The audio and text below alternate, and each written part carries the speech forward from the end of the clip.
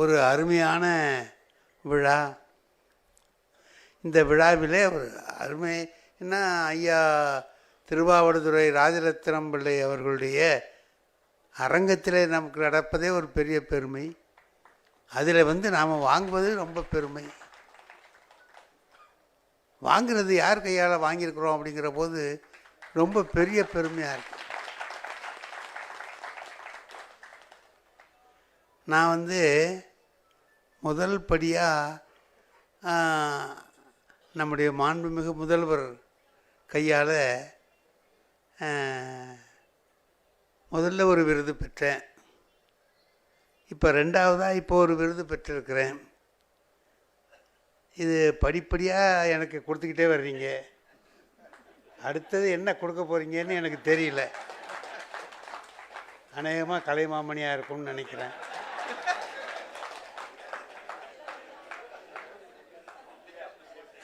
இல்லை அப்ளிகேஷன் போடல, ஒரு ஞாபகப்படுத்துகிறேன். இந்த விழாவில் நான் பார்க்குற போது எனக்கு ஏற்படுற மகிழ்ச்சி என்னன்னு கேட்டிங்கன்னா, எவ்வளவு பெரிய உங்களுடைய இடத்துல நாம் இங்கே நின்று இதை வாங்குகிறோம் அப்படிங்கிறத நினைக்கிற போது ரொம்ப மகிழ்ச்சியாக பெருமையாக இருக்கு. திருவாவடுதுறையார்னு சொன்னால் நாதஸ்வர சக்கரவர்த்தி. இவங்க எல்லாரும் நம்ம இன்னைக்கு நம்ம ஐயா சிவசிதம்பரம் அவர்கள் பேசுகிற பொழுது சொன்னார்கள், மிருதங்க சக்கரவர்த்தி ஒருத்தர் இருக்கார் நம்மகிட்ட, பக்தவசலம், திருவாரூர் பக்தவசலம். அவர் என்கிட்ட படித்தார். அவருக்கு நான் வாத்தியாராக இருந்தேன். அவர் என்கிட்ட படித்தார்னு சொல்லக்கூடாது, அவருக்கு வாத்தியாராக நான் இருந்தேன். அவர் ஏதோ படித்தார், ஆனால் இன்றைக்கி மிருதங்கத்தில் உலக புகழ் பெற்று இருக்கிறார்.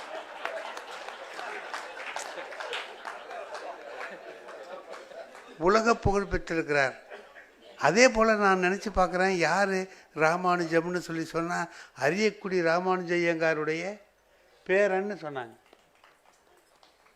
அவங்கெல்லாம் இருக்கக்கூடிய ஒரு சபையில் எனக்கு ஒரு அங்கீகாரம் கிடைச்சிருக்கு, எனக்கு ஒரு பெருமை கிடைச்சிருக்குங்கிற போது நினச்சி பார்க்க பார்க்க ரொம்ப மகிழ்ச்சியாக இருக்குது.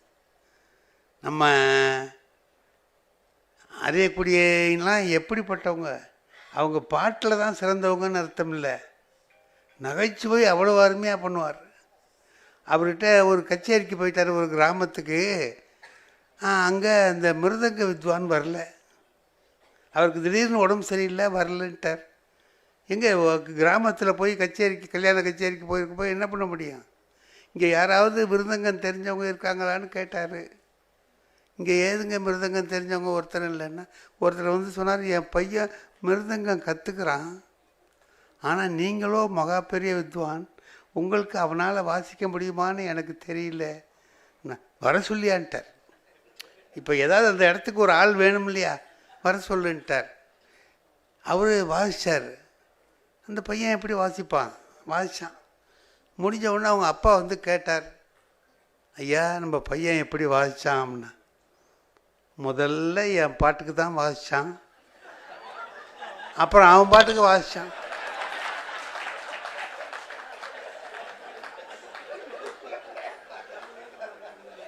நான் அவனுக்கு தகுந்த மாதிரி பாடிட்டேன் அப்படின்னா. சொல்கிறதுல ஒரு நயம், ஒரு அழகு, அதானுங்களே பெரிய சிறப்பு, அதுதானே இல்லையா? நம்ம அவர் ஒரு தடவை பாடிக்கிட்டு இருக்கிற பொழுது அவர் வயலின் வித்வானுக்கு கொஞ்சம் உடம்பு சரியில்லை, அவசரமாக போக வேண்டியதாக இருக்குது. அவர் என்ன பண்ணார், இந்த மாதிரி இருக்கு, என்னால் இனிமேல் அடக்கம் அமரர்கள் உயிக்கும், அதனால் இனி அடக்க முடியாது, நான் கொஞ்சம் போகிறேன் அப்படின்னு சொல்லிட்டார். சரி போயா அப்படின்ட்டார். போகும்போது எல்லாருக்கும் இருக்கிறவங்களுக்கு ஒரு மகிழ்ச்சியை உண்டாக்கணும் இல்லையா, அதுக்காக சொன்னார், அதுக்கு முந்தியெல்லாம் என் கச்சேரியில் 2 ரசிகர்கள் தான் எழுந்துச்சு போவாங்க, இப்போ பக்கவாத்தியக்காரனே எழுந்துச்சு போக ஆரம்பிச்சுட்டான், கச்சேரி ரொம்ப தான் முன்னேறி போச்சு அப்படின்னு சொல்லி சொன்னார். அந்த மாதிரி அருமையான வித்தகர்கள் அவங்க எல்லாரையும் நினச்சி பார்க்குறப்போ இந்த இந்தியாவில் தமிழ்நாட்டில் எவ்வளவு பெரிய பெருமையை உண்டாக்கிய கலைஞர்கள், அவர்களில் பங்கு பெறுகிற இந்த அமைப்பில் எனக்கு ஒரு பெருமையான இந்த விருது கிடைத்த, இயல் செல்வம் என்ற விருதை கொடுத்து தமிழ் செம்மல் விருது முதல்ல வாங்கினேன்.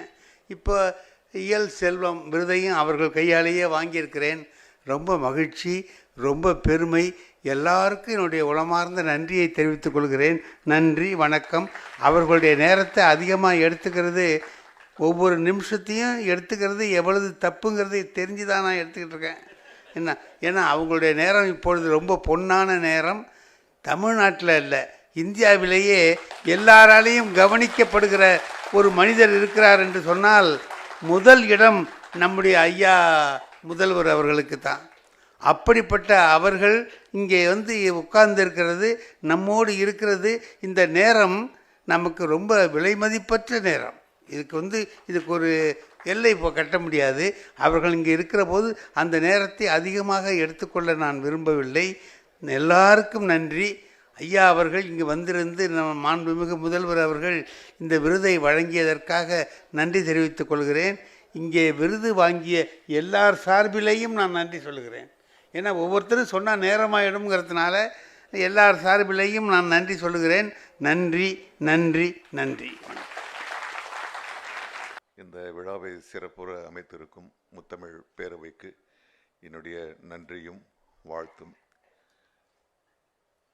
இந்த விழாவினை சிறப்பிக்க வந்திருக்கும், எங்களை எல்லாம் விருது கொடுத்து கௌரவித்திருக்கும் தமிழ்நாடு முதலமைச்சர் முத்துவேல் கருணாநிதி ஸ்டாலின் அவர்களுக்கு ஒட்டுமொத்த தமிழ் சமூகத்தின் சார்பாக என்னுடைய மரியாதைகள்.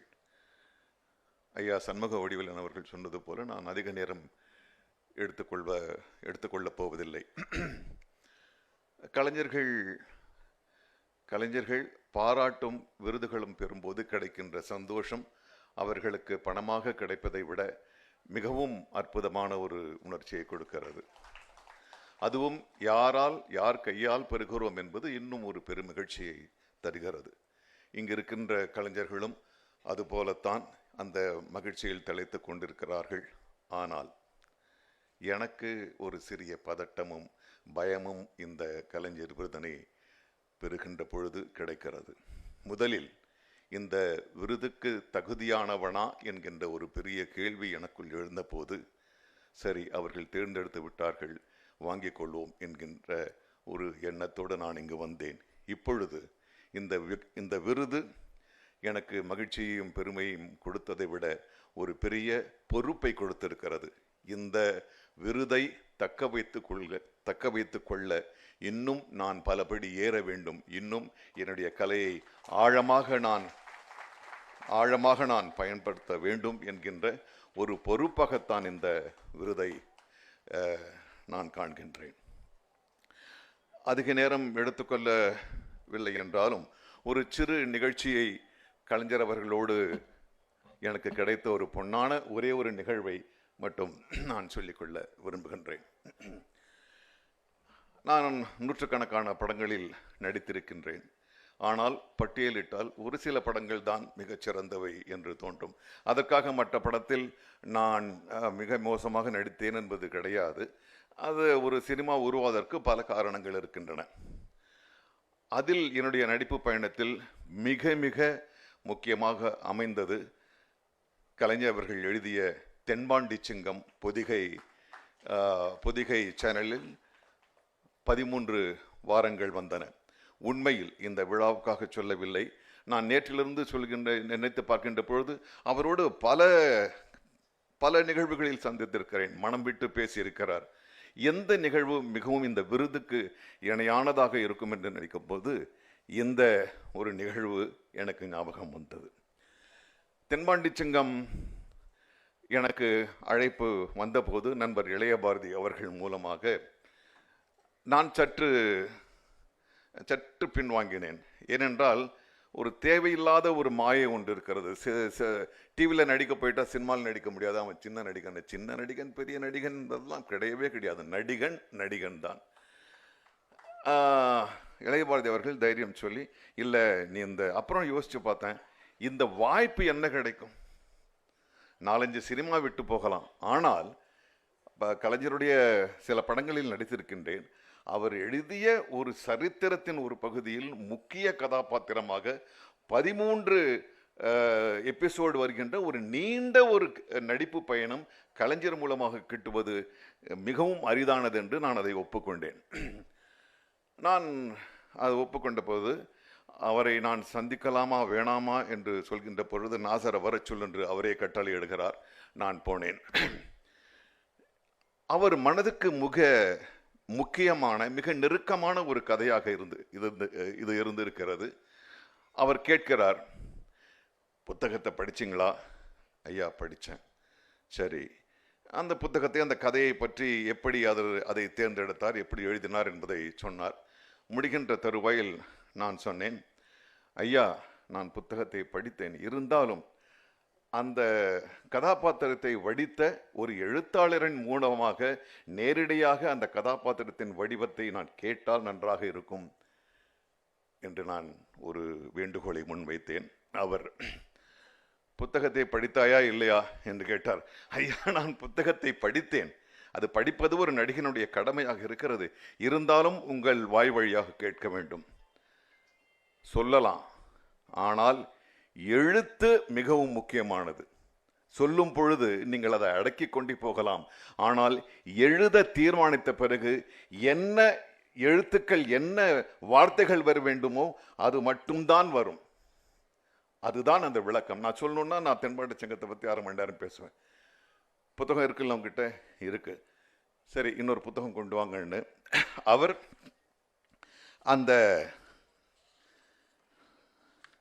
அந்த முதல் பக்கத்தை எனக்கு வாசிக்கின்றார். நிமிர்ந்த நடை, நேர்கொண்ட பார்வை, உதடுகளுக்கு மேலே உறைவிட்டு எழுந்த வாளிரண்டை பதித்தது போல மீசை, கம்பீரத்தை காட்டும் விழிகள், அவற்றில் கருணையின் சாயலையும் அன்பின் பொழிவையும் கூட காண முடியும். நீண்டுயர்ந்து வளைந்த மகுடத் தலைப்பாகை, நெடிய காதுகளில் தங்க வளையல்கள், விரிந்த மார்பகத்தில் விலை உயர்ந்த பதக்க வடிச்சரங்கள், இரும்பு தூணணைய கால்களிலும் எஃகு குண்டணைய புஜங்களிலும் காப்புக்கள், கையிலே ஈட்டி, இத்தனை சிறப்புகளையும் சிலை வடிவிலே கத்தப்பட்டு என்னும் கிராமத்தில் இன்றைக்கும் காட்சி தருகிற தென்பாட்டி சிங்கம் வாளுக்கு வேலி. இது இல்லை, நீங்கள் அதை படித்து பாருங்க, அது போதும் அப்படின்னு சொல்லி அமைச்சிருக்கலாம். ஆனால் ஒரு தீவிர நடிகனுக்கு ஒவ்வொரு முறை அந்த கதாபாத்திரத்தை அவன் வெளிப்படுத்தும் பொழுது அந்த கதாபாத்திரத்தை முழுதாக மனக்கண்ணில் வடிவமைத்து அப்புறம் தான் அந்த நாடகத்திற்கோ அல்ல சினிமாவுக்கு செல்வது. நான் இந்த மேடைக்காக சொல்லவில்லை. தென்பாண்டி சிங்கம் நடிக்கின்ற ஒவ்வொரு நாளும் கண்மூடி இந்த குரலைத்தான் நான் தியானித்தேன். தென்பாண்டி சிங்கத்தில் நான் சிறப்பாக நடித்திருந்தேன் என்றால் அதற்கு அடிப்படை காரணம் எழுதியவரே. ஆக இந்த விருது அவருக்கும் உரித்தானது என்று கூறி இந்த விருதுக்கு முதலில் நன்றி சொல்ல வேண்டியது முத்தமிழ் பேரவைக்கு, எனக்கு ஊனும் உயிரும் தந்த என்னுடைய பெற்றோர், எனக்கு அறிவை விதைத்த என்னுடைய ஆசிரியர்கள், என் திறனை கையாண்ட என்னுடைய இயக்குனர்கள், என்னை ஊக்கமளித்த நண்பர்கள், என் குடும்பத்தார், என் மனைவி, அவர்களுக்கு இந்த விருதை உருவாக்குகின்றேன். இந்த நாடு இன்று மிக அழுத்தமான ஒரு கட்டத்தில் நகர்ந்து கொண்டிருக்கிறது. அரசியல் இல்லாமல் பார்த்தாலும் கூட பல பரிசோதனைகளை நோக்கி நகர்ந்து சென்று கொண்டிருக்கிறது. இந்த தருணத்திலும் முதல்வர் ஐயா அவர்களின் ஒரு நாளின் 24 மணி நேரத்தில் அவருடைய பணிகள் 48 மணி நேரத்தை கேட்கிறது. அவர் உறங்குகின்றாரா இல்லையா என்பது கூட எங்களுக்கு சந்தேகமாக இருக்கிறது. ஆக இந்த அழுத்தத்தின் நடுவிலும் இந்த சவால்கள் நடுவிலும் இந்த கடமைகள் நடுவிலும் இந்த கலைஞர்களை மதித்து கலைஞரை போலவே எங்களை வந்து வாழ்த்தியதற்கு மீண்டும் தமிழ் சமூகத்தின் சார்பாக மிக்க நன்றி கூறுகின்றேன். அடுத்த 52வது ஆண்டு முத்தமிழ் பேரவையிலும் இதே போல முதல்வராக அவர் வந்து அடுத்த தலைமுறை கலைஞர்களுக்கு அவர் விருது கொடுப்பார் என்ற நம்பிக்கையும் தைரியத்தோடும் அமர்கின்றேன். நன்றி, வணக்கம்.